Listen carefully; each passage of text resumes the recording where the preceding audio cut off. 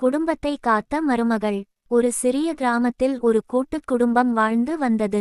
அந்த வீட்டில் பெரிய மருமகள் லட்சுமியும் சின்ன மருமகள் மீனாவும் இருந்தார்கள். லட்சுமி எப்போதும் தன் வேலைகளை மட்டும் பார்த்து கொள்வாள். ஆனால் மீனா வீட்டில் உள்ள அனைவரிடமும் அன்பாக பழகுவாள். மாமனார் மாமியார் மற்றும் குடும்ப உறுப்பினர்களின் தேவைகளை கவனித்துக் கொள்வாள். ஒரு நாள் குடும்பத்தில் சொத்து விஷயமாக பெரிய பிரச்சினை ஏற்பட்டது. அனைவரும் ஒருவருடன் ஒருவர் கோபமாக பேசத் தொடங்கினர். குடும்பம் பிரியும் நிலை உருவானது. அப்போது மீனா அனைவரையும் ஒன்றாக அமர வைத்து, சொத்து எப்போதும் கிடைக்கும்.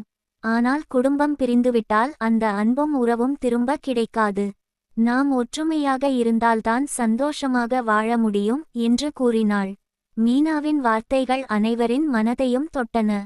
அவர்கள் தங்களுடைய கோபத்தை மறந்து ஒன்றாக வாழ முடிவு செய்தனர். அதன்பிறகு அந்த குடும்பம் மகிழ்ச்சியாகவும் ஒற்றுமையாகவும் வாழ்ந்தது.